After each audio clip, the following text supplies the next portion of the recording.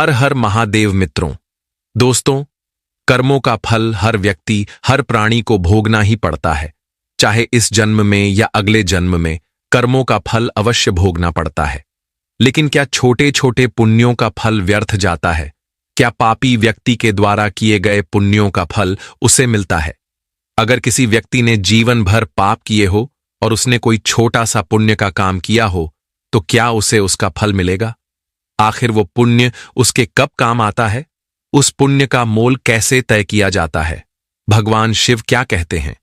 मित्रों, वीडियो में आगे बढ़ने से पहले मेरा आप सभी से अनुरोध है कि एक बार सच्ची श्रद्धा से कमेंट में हर हर महादेव अवश्य लिखें।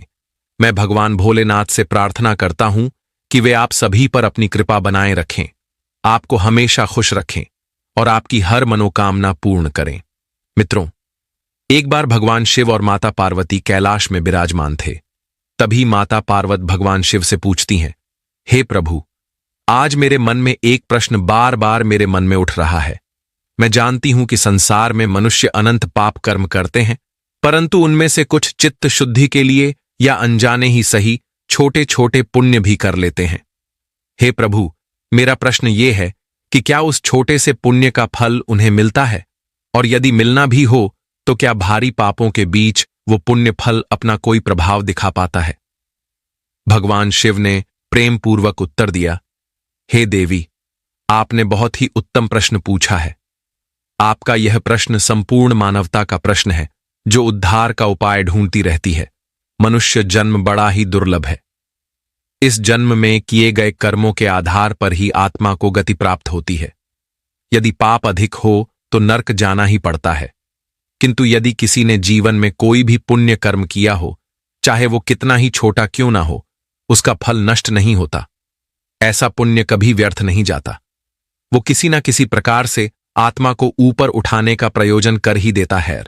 परंतु हे देवी, यहां एक विशेष बात भी है। यदि उस पुण्य के साथ अहंकार या स्वार्थ जुड़ा हुआ हो, तो वो पुण्य अपने पूर्ण फल से वंचित हो जाता है। माता पार्वती आंखों में जिज्ञासा और बढ़ गई। वे बोली, हे प्रभु, यदि पुण्य फल नष्ट नहीं होता तो क्या बड़े से बड़े पापी को भी वो पुण्य बचा सकता है? मेरा अभिप्राय है कि जिसने जीवन भर पाप ही किए हो, क्या उसके द्वारा अनजाने में किया गया एक छोटा सा पुण्य उसे नरक से निकालकर स्वर्ग तक ले जा सकता है? भगवान शिव ने मुस्कुराते हुए माता पार्वती की ओर देखा और कहा, हे देवी, इस प्रश्न का उत्तर मैं तुम्हें एक प्राचीन कथा सुनाकर देता हूं। तुम्हारे इस प्रश्न का उत्तर इसी कथा के मध्य में छिपा हुआ है। इसीलिए तुम इस कथा को ध्यान से सुनो। ये कथा तुम्हें अवगत कराएगी कि घोर से घोर पाप करने वाले व्यक्ति को उसके द्वारा अनजाने में किया गया छोटा सा पुण्य किस प्रकार से बचाता है। नरक में पड़े हुए घोर पापी को भी उसका छोटा सा पुण्य सुख प्रदान कर सकता है। हे देवी, ये कथा मानव हृदय को इस सत्य से परिचित कराएगी कि छोटा सा पुण्य भी उद्धार कर सकता है, परंतु स्वार्थ, अहंकार और निर्दयता मनुष्य को पुनः पतन के गर्त में धकेल देते हैं। माता पार्वती ने भगवान शिव से बोली, हे प्रभु, मैं कृपा करके विस्तार से सुनाइए। आपके मुख से कथा सुनने का अवसर मेरे लिए अत्यंत सौभाग्यशाली है। मैं इस कथा को ध्यान से पूरा सुनूंगी। भगवान शिव ने धीर स्वर में कहना आरंभ किया, हे दवी सुनो। प्राचीन काल में मध्य देश में केसरपुर नाम का एक समृद्ध नगर था। ये नगर अपने व्यापार और कला के लिए प्रसिद्ध था। यहां दूर दूर से व्यापारी आते थे और इसी कारण नगर में धन धान्य की कोई कमी नहीं थी। परंतु इसी नगर में एक गोपाल नाम का एक वैश्य रहता था। उसकी उम्र 40 वर्ष थी, जो पिछले जन्मों के पाप कर्मों के फलस्वरूप घोर दरिद्रता में जीवन व्यतीत कर रहा था। हालांकि वो वैश्य जाति में जन्मा था, परंतु उसके भीतर व्यापार बुद्धि भी क्षीण सी थी और उसमें परिश्रम का सर्वथा अभाव था। गोपाल का स्वभाव बड़ा क्रूर था। वो माता पिता का अपमान करता, पड़ोसियों से झगड़ता और अपनी आवश्यकताओं की पूर्ति के लिए छल कपट तक करने से नहीं चूकता था। उसने जीवन में कभी कोई ऐसा कार्य नहीं किया जो परोपकार के अंतर्गत आए। यदि कोई भी भूखा या असहाय व्यक्ति उसके द्वार पर आ जाता तो गोपाल उसे दुत्कार कर भगा देता था। ऊपर से वो मांस का भक्षण भी करता था और दूसरों को कष्ट पहुंचाने में उसे संतोष मिलता था। वो सदा अपने दुर्भाग्य को कोसता, परंतु आत्मचिंतन बिल्कुल नहीं करता था। दिन रात वो आलस्य में पड़ा रहता और कभी प्रयास नहीं करता कि किसी सदाचार या धर्म कर्म का सहारा ले। उसके इस दुष्ट स्वभाव से उसके माता पिता अत्यंत दुखी रहते थे। वे सोचते थे कि हमने पूर्वजों से मिली धर्मपरायणता को अपने पुत्र में क्यों नहीं जगा पाए। वो भयंकर व्यभिचारी था। मंदिर परिसर में ही वेश्याओं के साथ भोग विलास किया करता था। यूं कहे तो वो अपने आप में ही मूर्तिमान पाप था। समय बीतता गया और गोपाल की दरिद्रता घटने के बजाय और बढ़ती गई। धीरे धीरे उसके स्वास्थ्य पर भी प्रभाव पड़ने लगा। एक दिन उसे एक भीषण स्वप्न आया। रात्रि में उसे स्वप्न हुआ कि दो भयावह यमदूत उसके समीप आकर खड़े हो गए हैं। उनका रूप काला, नेत्र लाल और मुख विकृत था। वे उग्र स्वर में उसे पुकार रहे थे, हे पापी, तेरा समय निकट आ गया है, तैयार हो जा। अचानक उन यमदूतों ने उसे मारना पीटना आरंभ कर दिया। वो चीखना चाहता था, परंतु चीख मुख में ही घुट गई। सूर्य की पहली किरण के साथ गोपाल की आंख खुली तो उसका शरीर पसीने में लथपथ था। हृदय धड़क रहा था, जैसे किसी ने भयानक ताड़ना दी हो। उसकी दशा ऐसी थी मानो रक्त ही सूख गया हो। उसने सोचा, ये अवश्य ही यमराज का संकेत है कि मेरी मृत्यु निकट है। क्या सच में मेरा अंत आने वाला है? फिर मेरे बाद क्या होगा? उसे जीवन में पहली बार मृत्यु का भय हुआ। मरने के उपरांत नर्क की बात उसने सुनी तो कई बार थी, परंतु कभी उसने इसे गंभीरता से नहीं लिया था। अब स्वप्न में स्वयं यमदूतों का दर्शन हुआ तो उसके भीतर घोर भय व्याप्त हो गया। अगले ही दिन गोपाल अपनी कांपती देह और डरे हुए मन से नगर के बाहर स्थित एक आश्रम में पहुंचा। उस आश्रम में एक सिद्ध महात्मा रहते थे। वे बड़े ही कृपालु और सिद्ध पुरुष थे। अनेक लोगों ने उनके द्वारा लाभ पाया था। गोपाल पहली बार सच्चे मन से किसी महात्मा के पास गया था।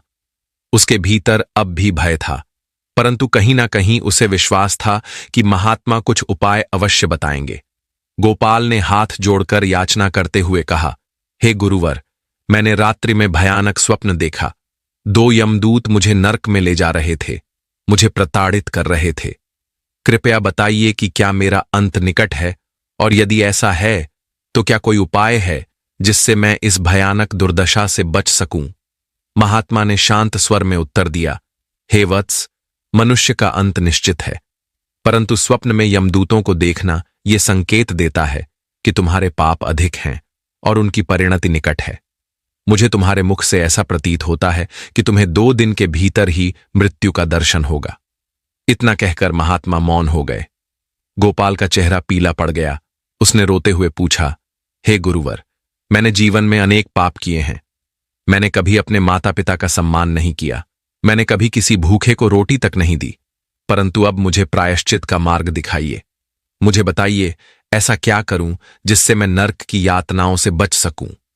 महात्मा ने दया भाव से उसे देखा और कहा, हे वत्स गोपाल, पाप का नाश तो केवल पुण्य के प्रकाश से ही संभव है, परंतु पुण्य करना कोई सौदा नहीं जहां 2 दिन में तुम सब कुछ प्राप्त कर लो।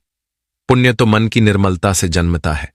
फिर भी यदि तुम्हारे मन में सच्ची पश्चाताप की भावना जाग रही है तो वो भी तुम्हें कुछ परिणाम दिला सकती है, किंतु ध्यान रहे, पुण्य करते समय अहंकार या स्वार्थ मत लाना। मनुष्य के लिए छोटा सा पुण्य भी उद्धार का कारण बन सकता है, परंतु उसी के साथ स्वार्थ या अहंकार हो जाए तो वही पुण्य व्यर्थ चला जाता है। गोपाल को समझ नहीं आ रहा था कि 2 दिन के भीतर वो कौन सा पुण्य करें जिससे उसका उद्धार हो सके। उसने नतमस्तक होकर पूछा, हे गुरुवर, मैं जीवन भर पाप में डूबा रहा। अब मेरे पास धन भी नहीं है कि कोई बड़ा दान कर सकूं, ना ही समय इतना है कि मैं बड़े यज्ञ या तप कर सकूं। ऐसा कौन सा छोटा सा पुण्य है जिससे मेरा तारण हो सके। महात्मा ने गोपाल की स्थिति को समझा। वे बोले, बेटा, पुण्य कर्म कहीं बाहर नहीं, तुम्हारे भीतर है। तुम्हारे मन में सच्ची सेवा, दया और परोपकार का भाव जागे, यही पर्याप्त है। मैं तुम्हें एक कथा सुनाता हूं। इस कथा को सुनकर तुम्हें झांत हो जाएगा कि छोटा सा पुण्य भी मनुष्य का नर्क से कैसे उद्धार कर सकता है। इसीलिए तुम इस कथा को ध्यान से सुनो। इस कथा को सुनने के बाद तुम स्वयं समझ जाओगे कि तुम्हें क्या करना चाहिए। गोपाल ने हाथ जोड़कर कहा, हे गुरुवर, मैं ध्यान से इस कथा को सुनूंगा। कृपया वो कथा विस्तार से सुनाइए। महात्मा ने कथा आरंभ की। वे बोले, प्राचीन काल में रामपुर नाम का एक छोटा सा गांव था। ये गांव विख्यात नहीं था, परंतु वहां के लोग सरल हृदय और परिश्रमी थे। उसी गांव में एक वृद्ध महिला रहती थी, जिसका नाम मैनावती था। उसका स्वभाव अत्यंत कठोर और क्रूर था। वो सदैव क्रोध से भरी रहती और किसी से मधुर वचन नहीं बोलती थी। राह चलते साधु संतों को भी अपशब्द कह देती। सदैव अपने पति को कोसती रहती और उसका भी अपमान करती रहती थी। मैनावती के जीवन में कोई भी ऐसा अवसर नहीं था जब उसने किसी की सहायता की हो। वो स्वार्थ में इतनी डूबी थी कि पड़ोसियों को भी कोई कष्ट होता तो वो उल्टा उनका मजाक उड़ाया करती थी। जब भी गांव में कोई भिखारी आता और उसके द्वार पर कुछ मांगता तो वो न केवल उन्हें दुत्कारती बल्कि कभी कभी मारने के लिए लाठी भी उठा लेती थी। लोग उससे बचकर चलते थे। गांव वाले उसे पापमयी कहकर पुकारते थे। उसके हृदय में जरा भी दया या संवेदना नहीं थी। किंतु कहते हैं ना कि मनुष्य के जीवन में एक ऐसा क्षण अवश्य आता है जब उसकी अंतरात्मा में थोड़ी सी करुणा का अंकुर फूटता है। मैनावती के जीवन में भी ऐसा ही एक दुर्लभ क्षण आया। एक दिन की बात है, वो अपने घर के आंगन में बैठी हुई थी। आंगन बहुत छोटा था, लेकिन मैनावती ने वहां कुछ प्याज और लहसुन आदि रखे हुए थे। उसी समय एक भिखारी उसके द्वार पर आया। भिखारी दिखने में अत्यंत दुर्बल और असहाय लग रहा था। उसके कपड़े फटे हुए थे। आंखों में भूख का प्रचंड दर्द दिखाई दे रहा था। भिखारी ने रुग्ण स्वर में कहा, हे माता, कई दिनों से अन्न का एक दाना भी नहीं मिला। बड़ी भूख लगी है, मुझे कुछ खाने को दे दो। तुम स्वयं भी देखो मैं कितना दुर्बल हो गया हूं। मैनावती ने पहले तो उसे भला बुरा कहकर भगाना चाहा, परंतु जाने क्या कारण था, उस दिन उसके हृदय में क्षण भर के लिए दया जाग गई। उसके हाथ में एक प्याज था जिसे वो स्वयं खाने वाली थी, किंतु किसी अज्ञात प्रेरणा से उसने वो प्याज उठाया और अनमने भाव से भिखारी को दे दिया। भिखारी ने अत्यंत कृतज्ञता से वो प्याज ग्रहण किया। उस सकी आंखों में जैसे आंसू आ गए। वो बोला, हे माता, तुम्हारा भला हो। आज तुमने एक भूखे प्राणी को जीवन दान दिया। भगवान तुम्हें इसका फल अवश्य देंगे। इतना कहकर वो चला गया। मैनावती ने इस घटना को कोई विशेष महत्व नहीं दिया। उसके स्वभाव में कोई परिवर्तन नहीं आया। वो जैसी पापमयी थी वैसी ही बनी रही। क्रोध करती, दूसरों को कष्ट देती, दया धर्म से कोसों दूर रहती, परंतु वो एक प्याज का दान, वो एक छोटा सा पुण्य उसके खाते में अवश्य अंकित हो गया था। समय बीता और एक दिन दुर्भाग्यवश मैनावती चलते चलते जमीन पर गिर पड़ी और हृदय फटने से उसकी मृत्यु हो गई। उसका शरीर त्यागते ही यमदूत आ गए और उसकी आत्मा को पकड़कर नर्क लोक ले गए। वहां यमराज का दरबार सजा हुआ था। यमराज अपने सिंहासन पर बैठे हुए थे। उनके चेहरे पर गंभीरता थी। सिर पर स्वर्ण मुकुट था। चेहरे पर अद्भुत प्रकाश था। यमराज के समीप चित्रगुप्त अपने विशाल भित्तिपत्र पर पाप पुण्य का लेखा जोखा संभाले हुए थे। जब मैनावती की बारी आई तो चित्रगुप्त ने बताया कि इस स्त्री के पाप असंख्य हैं। उसने जीवन भर दूसरों को दुख दिया, किसी के प्रति दया नहीं दिखाई। चित्रगुप्त के मुख से उसके पाप सुनकर यमराज ने कहा, इस मैनावती को उसकी करनी का फल अवश्य मिलना चाहिए। इसने इतने अधिक घोर पाप किए हैं, इसे तो भयंकर नरक में डालना चाहिए। हे दूतों, इस पापिनी स्त्री को ले जाओ और इसे कुंभी पाक नरक में डाल दो। उसके पश्चात इसे रौरव और महारौरव नरक में डाल दो। इसके पापों का यही दंड इसे मिलना चाहिए। चित्रगुप्त ने भी सिर झुकाकर स्वीकृति दी। फिर यमराज के दूत उस पापी मैनावती को पकड़कर नरक में ले गए। फलस्वरूप मैनावती को घोर यातनाओं का सामना करना पड़ा। वहां आग की लपटें, उबलते हुए तेल के घड़े, कांटों के तीर, असहनीय पीड़ा, सब कुछ सहना पड़ता था। वो चीखती चिल्लाती, परंतु कोई सुनवाई नहीं था। उसे लोहे जैसी तपती हुई भूमि पर चलाया जाता। उसे देखकर यमदूत जोर जोर से हंसने लगते और यथनाएं देने लगते। उसे भयंकर तेल के घड़े में डाल दिया, जिसके नीचे भयंकर अग्नि जल रही थी, जिससे पीड़ित होकर वो स्त्री जोर जोर से चिल्लाने लगी। परिजनों को तथा देवाओं को पुकारने लगी, किंतु अनेक वर्षों तक उसकी सहायता के लिए कोई नहीं आया। कुछ समय बाद देवताओं को उस पर दया आ गई और उन्होंने विचार किया कि शायद इस स्त्री ने जीवन में कभी कोई पुण्य अवश्य ही किया होगा, किंतु उसके पाप इतने महान थे कि पुण्य ढूंढना कठिन था। वायुदेव ने कहा, हे देवराज, हमें किसी भी मनुष्य के पुण्य को व्यर्थ नहीं जाने देना चाहिए। इस पर आपको ही कोई उपाय सोचना होगा। तब देवराज इंद्र ने स्वर्गलोक से अपने अनुचर को भेजा कि जाओ, चित्रगुप्त से पूछो कि क्या इस स्त्री ने जीवन में कोई भी पुण्य कर्म किया है। इंद्रदेव का दूत शीघ्रता से यमलोक में चित्रगुप्त के पास गया और उनसे उस स्त्री के पुण्य कर्म के विषय में बताने के लिए कहा। काफी खोजबीन के बाद यह ज्ञात हुआ कि मेनावती ने एक भूखे भिखारी को प्याज का दान दिया था। चित्रगुप्त ने उस दूत को मेनावती के एक पुण्य कर्म के बारे में बताते हुए कहा, हे दूत, उस स्त्री ने अपने जीवन में केवल एक ही पुण्य का काम किया है। उसने एक एक भिखारी को प्याज का दान दिया था। फिर वो देवदूत देवराज इंद्र के पास आ गया और उसने इंद्र को उस स्त्री के पुण्य कर्म के विषय में बता दिया। ये समाचार सुनकर देवराज इंद्र अत्यंत प्रसन्न हुए और फिर उन्होंने उस स्त्री की सहायता करने का निर्णय लिया। देवराज इंद्र ने कहा, यदि इसने एक ही प्याज दान दिया है तो भी वो पुण्य है। पुण्य कभी व्यर्थ नहीं जा सकता। हम इसे एक अवसर देंगे। उस प्याज के पुण्य को आधार बनाकर देखते हैं कि इसकी आत्मा को ऊपर उठने का कोई मार्ग मिलता है या नहीं। फिर उन्होंने स्वर्ग लोक से एक दिव्य धागा भेजा जिसके दूसरे सिरे पर वही प्याज बंधा हुआ था। वो धागा नर्क में उतरा और मेनावती के निकट आया। मेनावती ने देखा कि ऊपर से एक चमकदार प्याज उसके आगे लटक रहा है। वो हर्ष से फूली न समाई। उसे लगा कि भला हो या बुरा, पर उसे नर्क से मुक्ति का अवसर मिल रहा है। वो प्याज थाम कर ऊपर की ओर खींचने लगी। धीरे धीरे वो यातनाओं के उस अंधकारमय क्षेत्र से ऊपर उठने लगी। नर्क में उपस्थित अन्य पापी आत्माओं ने देखा कि मेनावती किसी तरह स्वर्ग की ओर जा रही है। वे भी आशा से उसके पैरों से लटक गए कि शायद उन्हें भी ये मौका मिल जाए। मेनावती को लगा कि ये सब मिलकर रस्सी या वो प्याज का धागा तोड़ देंगे, जिससे वो स्वयं भी नीचे गिर जाएगी। क्रोध और स्वार्थ में आकर उसने अपने पैरों को झटकना शुरू कर दिया। वो चिल्लाई, दूर हटो, ये प्याज मेरा है, मेरा पुण्य है। तुम लोग इसे पकड़ने वाले कौन होते हो? मैंने ये प्याज दान दिया था, तुमने नहीं। जैसे ही ये वाक्य उसके मुख से निकला, अचानक वो दिव्य धागा टूट गया। मेनावती चीखती हुई दोबारा नर्क में गिर गई।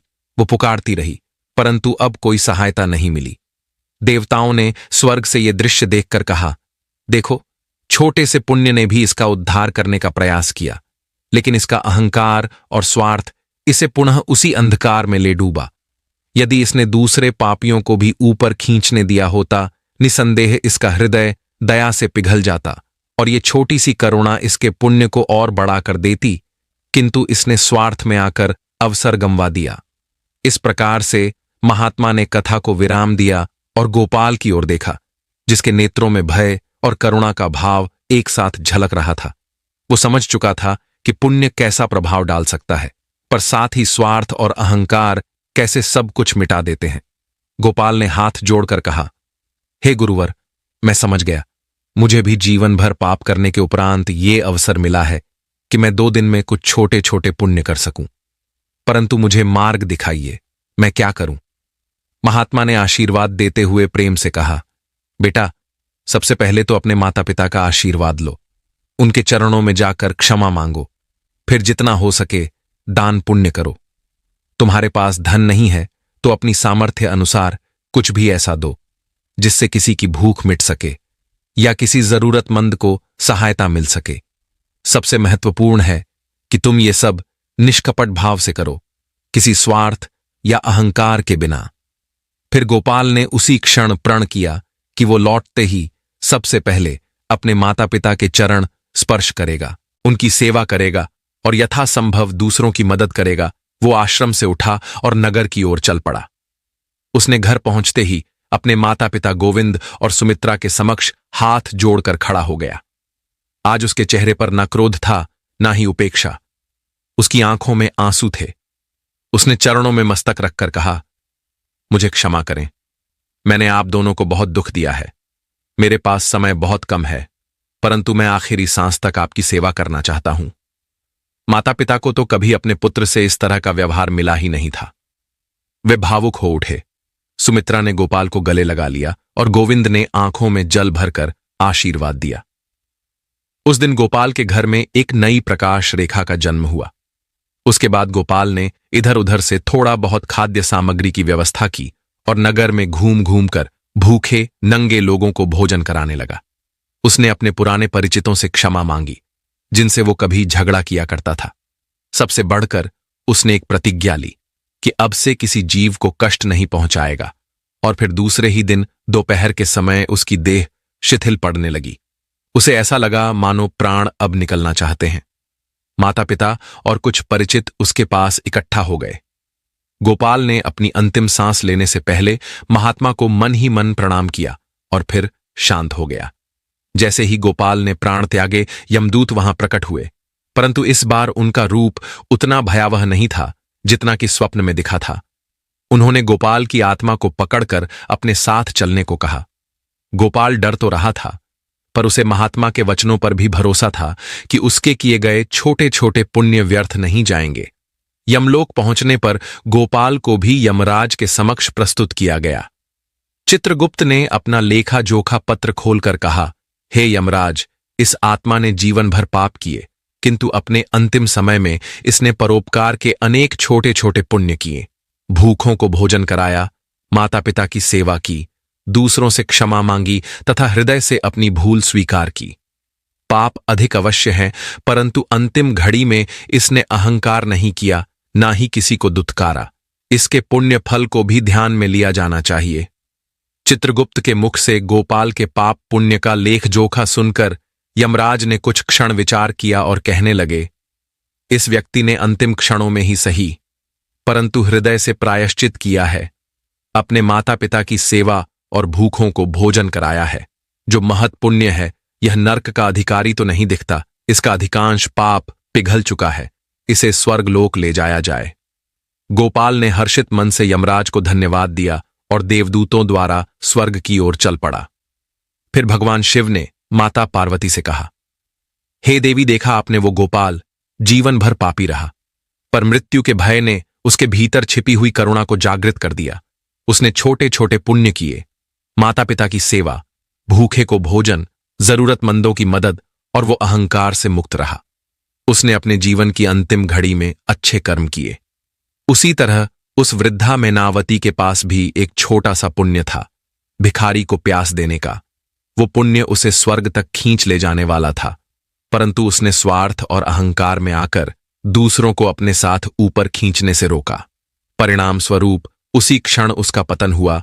इससे स्पष्ट होता है कि मनुष्य के जीवन में हर छोटा सा पुण्य, उसके अच्छे कर्म अहम भूमिका रखता है, किंतु यदि वो पुण्य अहंकार, स्वार्थ या निर्दयता से दूषित हो जाए तो वो मनुष्य को फिर नीचे धकेल देता है। जो व्यक्ति सच्चे हृदय से पुण्य करता है, उसे उसका फल अवश्य प्राप्त होता है। इसलिए संसार के सभी मनुष्यों के लिए यह शिक्षा है कि छोटे छोटे पुण्य लगातार करें, प्रेम पूर्वक करें, निस्वार्थ भाव से करें और अहंकार को अपने निकट न भटकने दें। फिर माता पार्वती ने भगवान शिव से कहा, हे प्रभु, धर्म और अधर्म के बीच की रेखा साधारण मनुष्य के लिए धुंधली क्यों हो जाती है? कितनी ही बार मनुष्य समझ नहीं पाता कि कौन सा कर्म धर्म है और कौन सा अधर्म। क्या कोई सरल उपाय है जिससे ये जाना जा सके कि हम सही मार्ग पर चल रहे हैं? भगवान शिव ने मुस्कान के साथ समझाया, हे देवी, धर्म अधर्म की पहचान के लिए मनुष्य को अपने अंतःकरण में ईश्वर की आवाज सुननी चाहिए और साथ ही शास्त्रों व संतों का मार्गदर्शन भी लेना चाहिए। जो कर्म लोक कल्याण और आत्मशुद्धि का मार्ग दिखाता है, वो धर्म है, और जहां स्वार्थ, हिंसा, अहंकार, क्रूरता का समावेश हो, वो अधर्म है। मनुष्य को प्रेम, दया, सत्य, परोपकार के प्रकाश में अपने कर्मों को देखना चाहिए। उस प्रकाश में जो धुंधली रेखाएं भी स्पष्ट हो उठेंगी। फिर माता पार्वती ने भगवान शिव से पूछा, हे प्रभु, एक बात और समझाइए। यदि कोई मनुष्य गहराई से जानना चाहे कि पाप के बंधन से मुक्त होकर पुण्य का संचय कैसे करें, तो उसे क्या करना चाहिए? क्या भक्ति और ज्ञान ही उसके लिए सबसे उत्तम साधन है? भगवान शिव ने कहा, हे देवी, पाप से मुक्ति और पुण्य का संचय करने के लिए मनुष्य को निष्कपट होकर सत्य और दया का अनुसरण करना चाहिए। भक्ति मनुष्य को अहंकार मुक्त करती है, जिससे उसका मन शुद्ध होता है। ज्ञान उसे यह बोध कराता है कि सब कुछ नश्वर है, केवल आत्मा अमर है। वो पाप पुण्य के चक्र को समझकर विवेकपूर्ण निर्णय लेने लगता है। ऐसे में वो अपने कर्म स्वार्थ से नहीं, बल्कि परमात्मा को समर्पित भाव से करता है, और जब कर्म ईश्वर अर्पण हो जाते हैं तो पाप के बंधन टूटने लगते हैं और पुण्य का मार्ग सुदृढ़ हो जाता है। यही उस मनुष्य का सच्चा उद्धार है। फिर माता पार्वती ने कहा, हे प्रभु, मैं कर्म के रहस्य को और गहराई से जानना चाहती हूं। मनुष्य अनेक कर्म करता है, कुछ शुभ कुछ अशुभ, परंतु वो किस आधार पर समझे कि उसका कौन सा कर्म पाप की श्रेणी में आता है और कौन सा पुण्य की? कई बार छोटी छोटी बातों में भी हमें संशय हो जाता है। कृपया इस पर मेरा मार्गदर्शन कीजिए। भगवान शिव ने मुस्कुराते हुए कहा, हे देवी, पाप वही है जो किसी भी रूप में दूसरे प्राणी को अनावश्यक कष्ट पहुंचाए या मन में स्वार्थ, द्वेष और हिंसा की भावना से किया जाए। पुण्य वो है जो दूसरों के कल्याण, सहयोग और दया से प्रेरित होकर निस्वार्थ भाव से किया जाए। मनुष्य को अपनी नीयत और भावनाओं पर विशेष ध्यान देना चाहिए, क्योंकि वहीं से कर्म की पवित्रता अथवा अपवित्रता निर्धारित होती है। माता पार्वती ने कुछ क्षण मौन रहकर फिर पूछा, हे प्रभु, मैं ये भी जानना चाहती हूं कि कर्म की फल प्राप्ति का समय कैसे निर्धारित होता है। कई बार देखती हूं कि कोई अधर्मी सुखी दिखाई देता है, जबकि धर्मपरायण मनुष्य को कष्ट उठाने पड़ते हैं। क्या ये ईश्वरीय न्याय के विपरीत नहीं है? भगवान शिव कहा, हे देवी, ईश्वरीय न्याय कभी त्रुटि नहीं करता। कई बार पाप का फल शीघ्रता से नहीं मिलता, किंतु उसका लेखा जोखा बना रहता है। धर्मपरायण मनुष्य अपने पूर्व जन्मों के कर्मों का भी परिणाम भोग सकता है, जबकि अधर्मी कुछ समय के लिए भोग विलास कर सकता है, परंतु जो जैसा बोता है उसे वैसा ही काटना पड़ता है। ये नियम अटल है। किसी को अपने पाप से छुटकारा ना आज मिल सकता है ना कल। जब भी समय आएगा उसका परिणाम अवश्य प्रकट होगा। माता पार्वती ने अंतिम प्रश्न रखते हुए कहा, हे प्रभु, यदि मनुष्य अपने जीवन को धर्ममय बनाए रखना चाहे तो उसे कौन से आचरण मुख्य रूप से अपनाने चाहिए ताकि वो पापों से बच सके और पुण्य के मार्ग पर आगे बढ़ सके? भगवान शिव बोले, हे देवी, मनुष्य को सदैव सत्य, अहिंसा, दया और कृतज्ञता जैसे गुणों को धारण करना चाहिए। मन में दूसरों के प्रति शुभच्छा, सहयोग और सेवा का भाव रखना चाहिए। सबसे बढ़कर कर्तव्य करते हुए भी फल की इच्छा या अहंकार से बचना चाहिए, क्योंकि फल की आसक्ति और अहंकार ही पाप की जड़ बनते हैं। यदि मनुष्य निष्काम भाव से अपना धर्म पालन करे, दूसरों की भलाई को अपना परम लक्ष्य माने और परमात्मा में निष्ठा रखे, तो वो न केवल पाप से दूर रहेगा, बल्कि उसे आध्यात्मिक शांति और अंततः मुक्ति का मार्ग भी प्राप्त होगा। फिर माता पार्वती ने कहा, हे प्रभु, आपके वचनों ने मेरे समस्त प्रश्नों का उत्तर दे दिया। आपकी ये कथा वास्तव में समस्त मानव जाति के लिए पथ प्रदर्शक है। अब मैं समझ गई हूं कि पापी मनुष्य ने यदि थोड़ा भी पुण्य किया हो, थोड़े से ही अच्छे कर्म किए हो, तो उसका फल उसे अवश्य मिलता है, जब तक वो स्वयं अपने अहंकार से उसे नष्ट न कर दे। फिर भगवान शिव कहते हैं, हे देवी, जो भी मनुष्य इस कथा को सुनेगा या इसका स्मरण करेगा, उसके पाप निश्चित रूप से कम होंगे। मनुष्य को चाहिए कि वह हमेशा पुण्य के छोटे छोटे अवसरों को पहचाने और उन्हें अपनाए। यही परम धर्म है, यही सुख का मार्ग है। तो दोस्तों, आज की ये वीडियो आपको अच्छी लगी हो तो हमारे चैनल को सब्सक्राइब अवश्य करें और कमेंट में हर हर महा